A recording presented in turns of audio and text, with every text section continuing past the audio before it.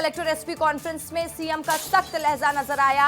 आपराधिक कानूनों के क्रियान्वयन पर चर्चा की गई, जिलों के परफॉर्मेंस की व्यापक समीक्षा की गई। महिला अपराध पर हो तत्काल कार्रवाई, सीएम विष्णुदेव साय ने कलेक्टर एसपी से कहा। साइबर अपराध पर समीक्षा हुई है। साइबर अपराध पर चले जागरूकता अभियान, नशीली दवाओं पर कड़ी कार्रवाई के निर्देश सीएम ने दिए हैं। नशाखोरी के खिलाफ चलाए व्यापक मुहिम, सड़क सुरक्षा को लेकर दिए गए अहम दिशा निर्देश। इस वक्त की बड़ी जानकारी आपको दे रहे हैं, बड़ी खबर बता रहे हैं। कलेक्टर एसपी कॉन्फ्रेंस में सीएम सख्त लहजे में नजर आए और उन्होंने सख्त निर्देश दिए हैं और कई जिलों के एसपीओ को फटकार भी लगाई गई है और कानून व्यवस्था दुरुस्त करने के लिए सीएम ने कहा है। छत्तीसगढ़ में सुशासन और विकास कार्यों की प्रगति को लेकर रायपुर में छत्तीसगढ़ के मुख्यमंत्री विष्णुदेव साय ने 2 दिवसीय कलेक्टर एसपी कॉन्फ्रेंस कर अधिकारियों के साथ बैठक की, जिसमें सभी जिलों के कलेक्टर, विभागीय सचिव, संभाग आयुक्त, पुलिस अधीक्षक, रेंज आईजी, डीजीपी, डीएफओ शामिल हुए। 2 दिन की इस बैठक को लेकर अब प्रदेश में राजनीति भी गर्मा रही है। इस बैठक में मुख्यमंत्री विष्णुदेव साय ने अधिकारियों को सख्त लहजे में बता दिया कि नियम, नियत और नतीजे, इन तीनों मंत्रों पर काम करना है।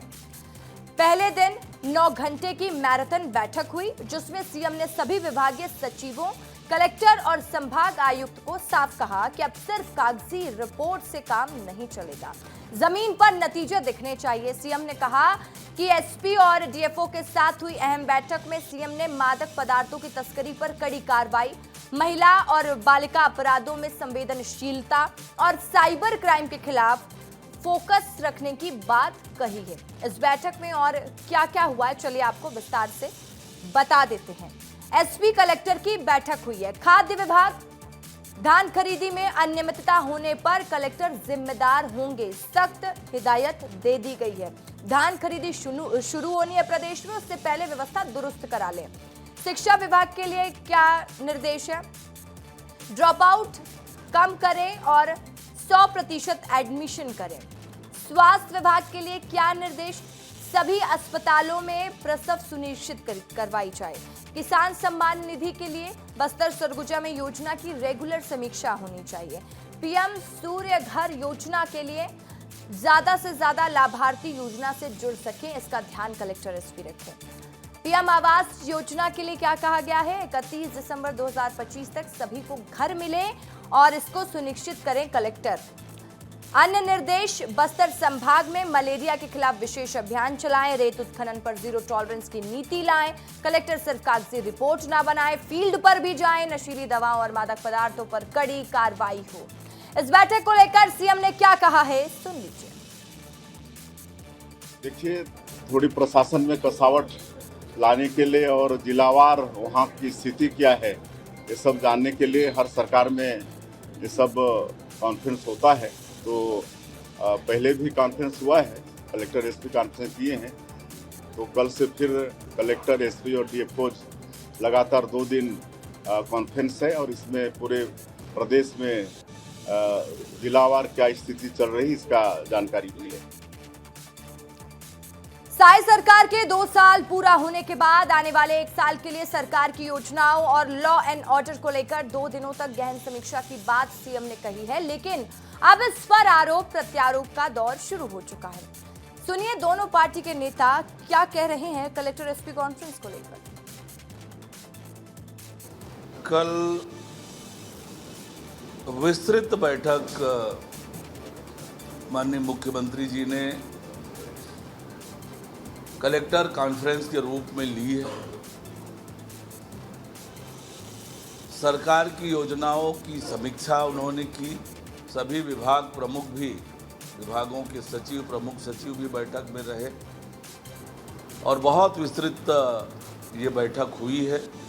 निश्चित रूप से इस बैठक का सकारात्मक परिणाम आने वाले समय में दिखेगा।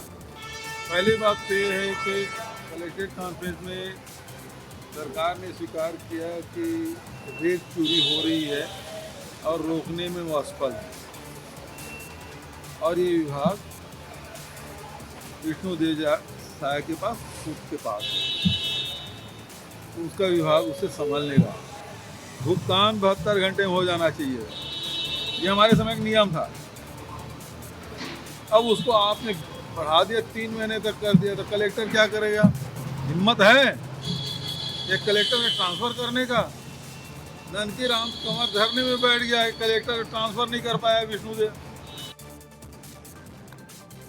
और इस खबर पर ज्यादा जानकारी के साथ छत्तीसगढ़ के bureau chief Mrigendra Pandey news room से हमारे साथ लाइव जुड़ चुके हैं। मृगेंद्र, देखिए, कलेक्टर एसपी कॉन्फ्रेंस का आयोजन किया गया, सीएम ने जिसमें सख्त निर्देश दिए हैं कि जो भी कानून व्यवस्था है ठीक नहीं चल रही है, वो कानून व्यवस्था दुरुस्त कर ली जाए। लेकिन एक तरफ इस पर राजनीति भी गर्मा गई है। पूर्व मुख्यमंत्री भूपेश बघेल आरोप भी लगा रहे हैं, क्या कलेक्टर के पास वाकई में इतना पावर है?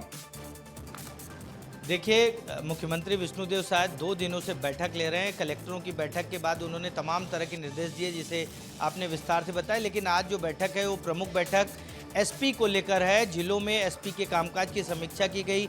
लॉ एंड ऑर्डर को लेकर जो जहां कमी पाई गई उन एसपी को फटकार भी लगाई गई। ऐसा बताया जा रहा है कि 7 से 8 एसपी जिनके परफॉर्मेंस को मुख्यमंत्री ने सीधे तौर पे बहुत कमज़ोर माना, और ऐसे संकेत में भी मिले कि 1-2 दिन या आज शाम कल सुबह कभी भी उन एसपीओं का तबादला हो सकता है, उन्हें बदला जा सकता है। दूसरी जो महत्वपूर्ण बात रही, बस्तर में नक्सल ऑपरेशन पर जो कामकाज चल रहे हैं वहाँ के एसपी की तारीफ की गई है। बताया जा रहा है कि उन जिलों में नक्सलियों के खिलाफ जो अभियान चलाए जा रहे हैं या पुनर्वास नीति को लेकर जो कामकाज किए जा रहे हैं वहाँ बेहतर परिणाम आए हैं। उस पर मुख्यमंत्री ने उन जिलों के एसपी की तारीफ की। तो कुल मिलाकर एसपी और इसके बाद डीएफओ जो सीधे आदिवासियों से जुड़े तेंदुपत्ता का मामला है या अन्य मामले हैं, जंगल के अंदरूनी क्षेत्रों में तालाब खुदाई और तमाम चीज़ें, उन कामों को प्राथमिकता पे करने का निर्देश दिया है डीएफओ को, क्योंकि वो सीधे आदिवासियों से जुड़ा मामला है और मुख्यमंत्री विष्णुदेव साय खुद आदिवासी है। तो कुल मिलाकर आज की बैठक में जहां 6-7 जिलों के एसपी को फटकार लगी है, वहीं डीएफओ के कामकाज को और बेहतर करने की नसीहत दी गई है। जी, शुक्रिया आपका तमाम जानकारी के लिए।